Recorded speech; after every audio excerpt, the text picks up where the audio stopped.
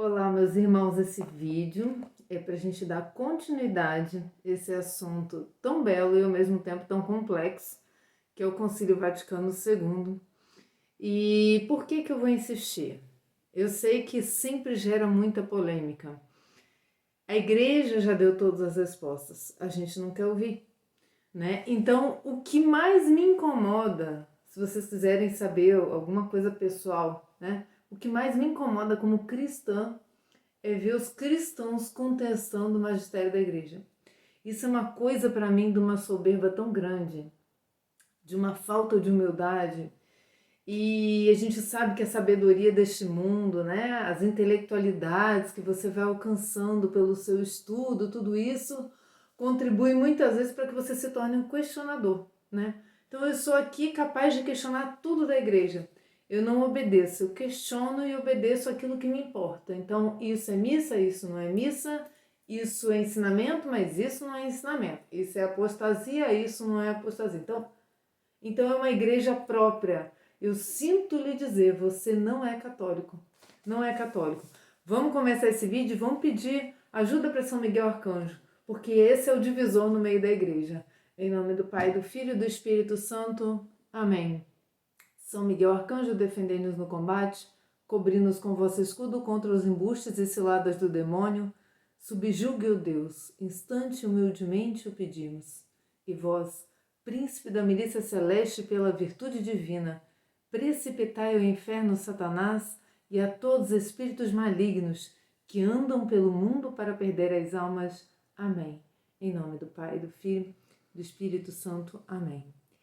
Toda essa acusação de maçonaria influenciando o Concílio Vaticano II, né? Eu gostaria de fazer um apelo, que vocês lessem esse livro A Conjuração Anticristã, para vocês entenderem qual é a linha da maçonaria. Eu vou ler um trecho aqui para vocês, porque eu quero fazer uma soma com a revista aqui de Dom Estevão Bittencourt, a Pergunta e Responderemos, número 513 de 2005, e a partir dela ele fala bastante sobre essa questão, porque essa contestação sobre o Concílio Vaticano II não é nova.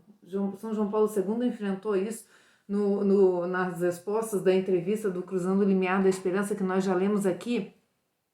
Mas é importante a gente entender as diferenças e que muitas vezes essas pessoas que ficam contestando a igreja, a autoridade do Papa, que não se submetem, elas é que estão sendo influenciadas por esse racionalismo que influenciou o protestantismo, por esse humanismo que influenciou toda a Revolução Francesa, né? Então, se a gente estudar um pouquinho, só que é o meu caso, eu não sou uma grande estudiosa, mas se a gente estuda um pouquinho, parece que sai a cortina inteira. Vamos começar aqui então a ler Dom Estevão Bittencourt. Ele está comentando um livro chamado O Concílio da Apostasia, em que Homero Joas, né, rejeita o Concílio Vaticano II por julgá-lo infestado pela maçonaria e por seitas anticristãs. Condena a declaração referente à liberdade religiosa, a tese do colegiado dos bispos, o rito da mitra aprovado pelo Paulo VI, afirma estar vacante a sé papal e aguarda um futuro papa legítimo. Então, vamos começar do seguinte: eu não acredito no Espírito Santo. É o seguinte, o Espírito Santo só não está agindo, né? Porque eu estou sem papa. Faz sentido, gente? Não faz sentido. Então, Dom Estevão vai continuar e diz que esse homem é autor desse livro que eu falei, com o subtítulo Uma Falsa Religião Católica. Inimigos da Igreja disfarçados de católicos. É obra angustiada, vai dizer Dom Estevão, angustiada, que agride com veemência a atual hierarquia da Igreja, julgando-se infiltrada pela maçonaria e por seitas cristãs. Guardem essa palavra hierarquia, já vou ler para vocês sobre ela. O autor ama a igreja, quer fazê-la mais amada, mas a igreja que parou em 1958 com Pio XII. E Pio XII tem aquela frase que eu falei no vídeo passado, né? Quem não se submete ao Papa está em grave perigo, tá? Então, né? Então, se ele tem o Papa como Pio XII, tá meio contraditório isso. O ponto sobre o qual mais se apoia a corrente de Homero é a afirmação da liberdade religiosa por parte do concílio. Aí qual é o primeiro ponto que eu quero ler para vocês de Dom Estevão Bittencourt, porque ele aborda com muita sabedoria, ele vai dar uma aula de liberalismo. Escutem vocês, um assunto que está famosinho, né? Então vamos lá. O liberalismo é um movimento inspirado pela afirmação da plena liberdade nos setores filosófico, teológico e político. Despontou no século XVII e prevaleceu na Europa desde a Revolução Francesa, em 1789. Por liberdade, entendem os liberais a emancipação frente a qualquer tutela que não provenha do consenso dos homens no campo filosófico. Isso significa o primado absoluto da razão, que estaria habilitada a julgar até os artigos da fé. A Revolução Francesa, com seu lema liberdade, igualdade e fraternidade, depois a monarquia absolutista, reis Luís XIV, XV e XVI, e promoveu a democracia. Democracia nada mais foi para eles, e continua sendo, do que assumir o poder aqueles que dão dinheiro. Então eles não queriam só financiar a monarquia com seu trabalho burguês, né? Eles queriam ter o poder. Mais ou menos foi isso. E a gente estudando, porque a gente compreende bastante o que esse termo de dar o poder ao povo, que significa a palavra democracia, quer dizer, na verdade, subliminarmente. Ao mesmo tempo, porém, perseguiu a igreja e propiciou a impiedade na França e nos países por esta influenciados. O liberalismo era tido como a proclamação de maioridade e maturidade para nações que até então haviam sido governadas de maneira paternalistas. No setor político, em oposição ao chamado direito divino dos príncipes, segundo o qual o rei só deve prestar contas a Deus, e esse é o ensinamento de Bossuet, né? Porque ele, na verdade, ele é aquele tutor dos príncipes, né? Escreveu a política, eu tenho ali, depois em outros vídeos eu comento ele para vocês, né? O rei só deve prestar contas a Deus, por conseguinte absoluto na terra. Propagou-se a teoria de que o Estado é fonte de todos os direitos, né? Então, contra essa oposição, que na verdade é oposição a Deus, já que o rei decidia tudo conforme o que ensina Cristo, o que eles queriam destruir, o rei ou Cristo? Eu deixo para vocês a resposta, né? Então, esse liberalismo é aquele que quis cortar o elo do homem com Deus. Então, por isso eles quiseram derrubar esses poderes e dar do Estado é fonte de todos os direitos, condenada por Pio IX no sílabo número 39. Por que não é fonte de todos os direitos? Porque há direitos que são naturais. Há coisas que não são, o Estado pode fazer, ele está fazendo, mas ele não tem essa liberdade total para fazer o que ele faz. Permitir o aborto, suprimir uma vida humana, é direito do Estado? Então eu estou dando minha vida para o Estado para ele tirar? Né? Então daqui a pouco eu sou um idoso, estado terminal, e eu quero continuar vivo até o fim da minha vida natural, eu não posso, porque o Estado diz que você onera.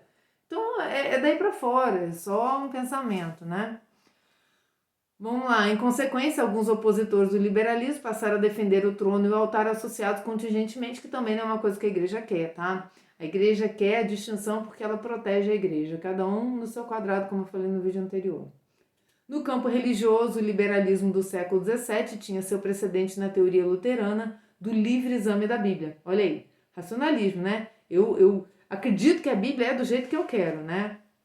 Que recusava qualquer reforma de magistério da igreja, e é por isso que esses tradicionalistas, ultratradicionalistas, ou esses progressistas, todos os istas e ismos da igreja, o tradicionalismo é fazer de algo que é fato, que é tradição apostólica. Tradição apostólica não é ideologia, não é ismo. Tradição apostólica é um fato, é consequência natural da vontade de Deus para os homens, para a salvação dos homens. A tradição apostólica. Então dizer que eu sou tradicionalista, não, eu sou tradicional. Eu obedeço a tradição e por isso estou submetido ao magistério, seja ele qual for, goste ou não goste. Né? Então, isso tem muito a ver com a veia protestante. Esses católicos que ficam levantando essas bandeiras dentro da igreja têm essa veiazinha racionalista e protestante de querer fazer, né, o seu próprio cercadinho da fé. Então, ela recusa o magistério da igreja, né? Como dito, o liberalismo chegou a proclamar a liberdade de cada um para julgar a religião sem instância superior à razão individual. Condenado pelo sílabo de Pio IX, número 14.39 até o 74. O passar do tempo contribuiu para que se distinguissem no liberalismo o sadio e o inaceitável. Em particular, deve-se dizer que a pessoa humana merece respeito. O Estado deve contribuir para a autorrealização pessoal dos cidadãos. Com Compete-lhe, porém, exercer o controle necessário para que o bem particular ou mesmo o individualismo subjetivista não prejudique o bem comum. Então não é um direito total, né? Por conseguinte, vê-se que o liberalismo é suscetível de acepções diversas. Então o que o Dom Estevão está querendo dizer aqui é que existe bem no liberalismo. Mas, olha aqui, vamos continuar. Na medida em que apregou o respeito à pessoa humana, é portador de um princípio verídico. Mas, todavia, pelo fato de exagerar tal respeito, emancipando de Deus o homem, falha lamentavelmente. Aí ele vai dizer o que é contestado do Conselho Vaticano II, que é a Dignitatis Humanae, né? A declaração não nivela a verdade e erro. Ao contrário, afirma a obrigação de se procurar a verdade religiosa professada pela Igreja Católica. Em nenhum momento se diz que todas as religiões são válidas, em nenhum momento se diz que todas as outras igrejas, são comunidades. Existem vários documentos da igreja isso. E as distorções provocadas, né, pela falsa interpretação dos concílios, para criar esse liberalismo, foi combatida por São João Paulo II, enquanto era cardeal Ratzinger, atual Bento XVI, na Dominus Jesus, leiam e verão, em que ele afirma o concílio, mas ele diz, vamos entender o que é isso. Não saiam tirando da cabeça de vocês as coisas. Ouçam, sejam humildes. Então, ele diz que essa declaração não nivela a verdade e erro, ao contrário, afirma a obrigação de se procurar a verdade religiosa professada pela Igreja Católica, mas afirma que não se pode obrigar ninguém a crer e nem se pode coagir alguém a mudar de opinião, desde que não desrespeite as justas exigências da ordem pública, número 4 da Dignitatis Humanae, né? Então, eu quero parar aqui, nesse trechinho de Dom Estevão Bittencourt. Ele vai falar ainda do ecumenismo, sobre o Concílio Vaticano II, vai falar da Igreja e Estado Católico, vai falar da Igreja e Modernismo, vai falar do Encontro de Assis, vai falar da nova liturgia e vai falar de heresias e tradição. Nós vamos pegando ponto a ponto, mas precisamos fazer uma análise um pouco mais profunda em cada um desses pontos, porque existe um bate-boca aí na internet e a gente tem que parar com isso. E não é a Carla que está falando, não. Quem vai falar aqui é um santo, que eu não sou ninguém para falar. Mas se vocês não ouvem um santo, vocês se acham melhores que o santo, olha, ouçam hoje, né, dia 11 de setembro, a live do professor Felipe Aquino. 11 de setembro de 2020, para os que forem ver nos anos seguintes. Procure essa live aí no YouTube do Felipe Aquino. Eu deixei o link para vocês em tudo que é mídia nossa aí. Ele fala exatamente isso, né? Que uma pessoa contestar um santo, então a pessoa é mais que um santo, a pessoa é mais que um papa, a pessoa fica pegando... enfim, não vamos entrar nesse ponto não, porque eu quero ler aqui a Conjuração Anticristã.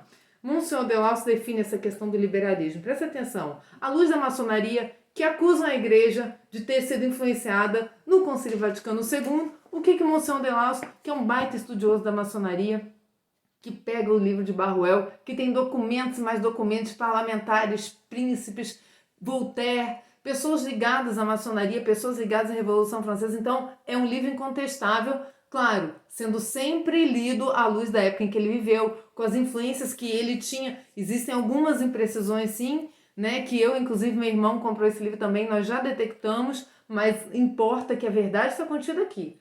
Prestem atenção no que Monsignor Delaus vai falar. A palavra liberdade, considerada isoladamente em si mesma, apresenta ao espírito não uma coisa misteriosa e secreta, mas uma coisa conhecida e eminentemente boa.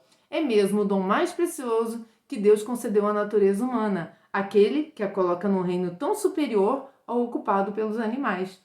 O dom de praticar atos que não sejam obrigatórios e que, por conseguinte, trazem com eles a responsabilidade e o mérito, e por isso permitem a cada um de nós crescer indefinidamente.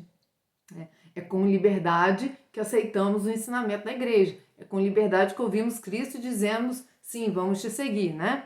A palavra igualdade, aplicada ao gênero humano, indica que, na diversidade de condições, a comunidade de origem e de fim último dá a todas as pessoas que a compõem a mesma dignidade. Que dignidade é essa?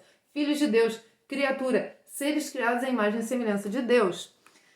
Pulando um pouquinho, assinalemos inicialmente qual o gênero de igualdade que a franco-maçonaria exaltava em suas lojas.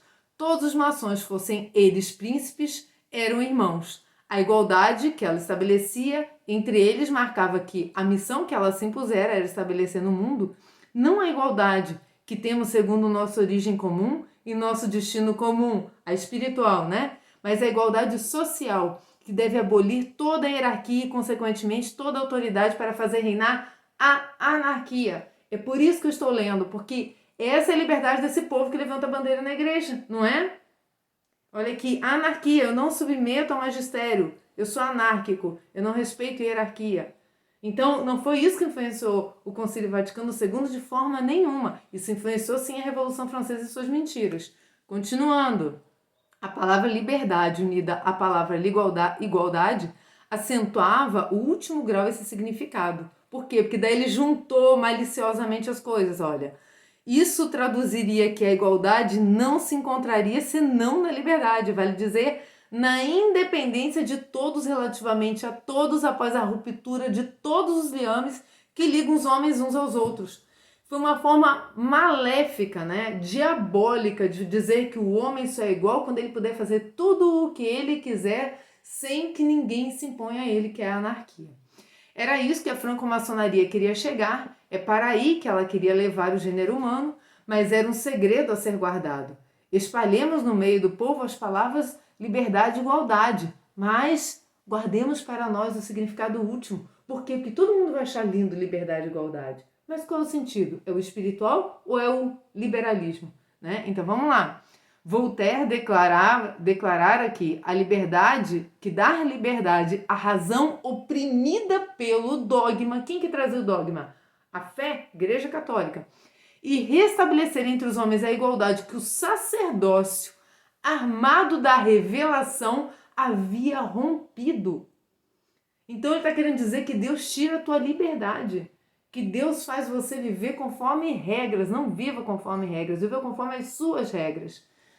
Nada há de tão pobre, tão miserável, dizia Voltaire, como um homem que recorre a outro homem para saber no que deve crer.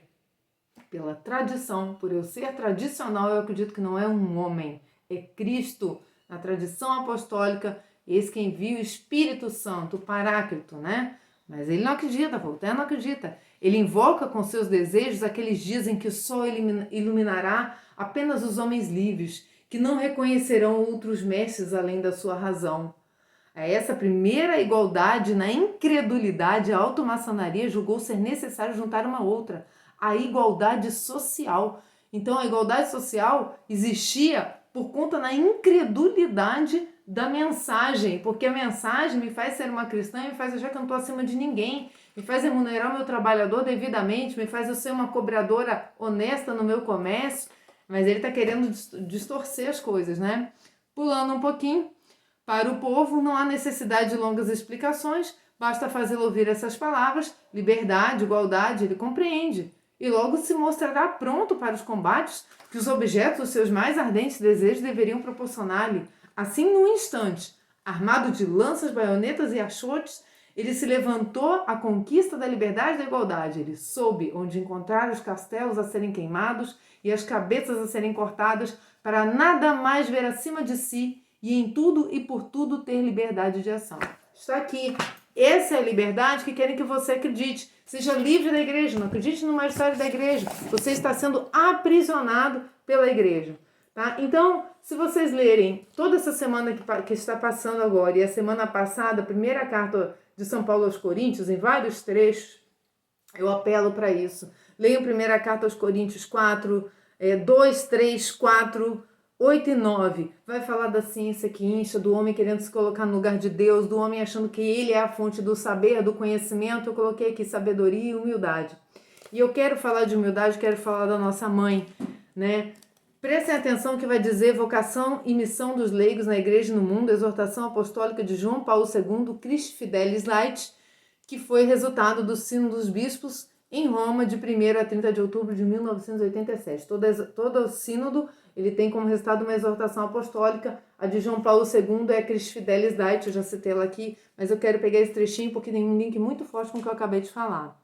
Não se trata, eu estou aqui no parágrafo 58, tá? Descobrir e viver a própria vocação e missão.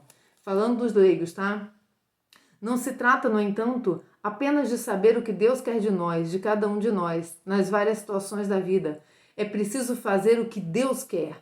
Assim nos recorda a palavra de Maria, a mãe de Jesus, dirigida aos criados de Caná: fazei o que ele vos disser. É por isso que essa é a frase do canal. Essa é a frase, é o logo, posso dizer, né? É o lema do canal. Fazei o que ele vos disser. Obediência. Maria nos ensina sendo exemplo, né? Para agir em fidelidade à vontade de Deus é preciso ser capaz e tornar-se cada vez mais capaz de ser fiel, né? Sem dúvida, com a graça do Senhor que nunca falta, como diz São Leão Magno, dará a força quem confere a dignidade, mas também com a colaboração livre e responsável de cada um de nós. Então, toda vez que você fala sobre isso, você está se responsabilizando perante Deus, não esqueça disso. Eis a tarefa maravilhosa e empenhativa que espera por todos os fiéis leigos, todos os cristãos, sem paragem alguma, conhecer cada vez mais as riquezas da fé e do batismo e vivê-las em plenitude crescente, junto, abaixo da igreja. Quero só variar um pouquinho, porque na Cristo Fidelis fala, mas eu quero pegar mais esses 2 trechinhos para a gente terminar esse vídeo e a gente vai continuar com o assunto, tá? Novo milênio em Neunte, no início do novo milênio, Sumo Pontífice João Paulo II, um santo. Na luz do concílio, parágrafo 57. Quanta riqueza, amados irmãos e irmãs, nas diretrizes que o Concílio Vaticano nos deu. Por isso, na preparação para o grande jubileu, pedi à Igreja para interrogar-se sobre a recepção do concílio. E fez-se? O congresso se realizou aqui no Vaticano. Foi um momento dessa reflexão. Espero que a seu modo se tenha feito o mesmo em todas as igrejas particulares. À medida que passam os anos, aqueles textos não perdem o seu valor nem sua beleza. Leiam os textos do Concílio Vaticano II, por favor. É necessário fazê-los ler de forma tal que possam ser conhecidos e assimilados como textos qualificados e normativos do magistério no âmbito da tradição da igreja. Olha aí, tradição. Concluído o jubileu, sinto ainda mais intensamente o dever de indicar o concílio como uma grande graça de que se beneficiou a igreja do século XX. Nele se encontra uma bússola segura para nos orientar no caminho do século que começa. Bom, é um santo falando, né? É um papa, é um santo, um homem que conseguiu aí congregar, né, as pessoas na fé e ser portador da mensagem da verdade. Quero terminar com o mistério da encarnação, Bula Pontifícia Incarnationis, Mysterium João Paulo II, a todos os fiéis que caminham para o terceiro milênio. A entrada do novo milênio encoraja a comunidade cristã a alargar o seu olhar de fé para horizontes novos no anúncio do reino de Deus.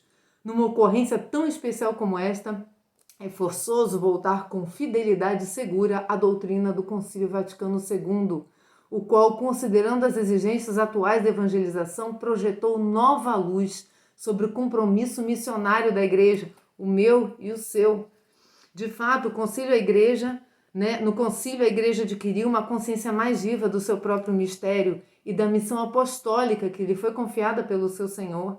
Essa consciência obriga a comunidade dos que acreditam viver no mundo ciente de que é o fermento e a alma da sociedade humana, a qual deve ser renovada em Cristo e transformada em família de Deus, família na unidade e não nos cismas, nas apostasias e divisões e nas acusações falsas, né? Como esse livro, né? Concílio da Apostasia. Olha só, né, a gravidade dessa acusação. Para corresponder eficazmente a tal compromisso, ela deve permanecer na unidade, olha aí, e crescer na sua vida de comunhão. A iminência do evento jubilar constitui um vigoroso estímulo nessa direção. Ao anunciar Jesus de Nazaré, verdadeiro Deus e perfeito homem, a Igreja oferece a todo ser humano a perspectiva de ser divinizado. Então eu quero terminar, depois a gente lê mais vários trechos que eu separei, a gente vai continuar lendo, porque eu quero que vocês abram o coração para o ensinamento da igreja, né? Sejam humildes e obedientes. E aí, quem sabe, purificados pela humildade, pela obediência, não seremos sim, como São João Paulo II nos chama e nos exorta a sermos deificados. A escolha é nossa. Eu quero ser homem, eu quero ser antropocentrista, eu quero ser humanista, eu quero ser liberal, eu quero ser tradicionalista, eu quero ser progressista, ou eu quero ser humilde, obediente e seguir o que aquela minha igreja ensina. Com todos os efeitos que possam ter. Então a escolha é sua. Se você quer se centrar no homem, vai ser nascido da carne. Quem quer se centrar no espírito, na obediência, nascido do espírito, lições de São Paulo. Fiquem com Deus, espero que estejam aí comigo, junto comigo, crescendo nessa fé linda que é a fé da nossa Igreja Católica. Até mais e salve Maria!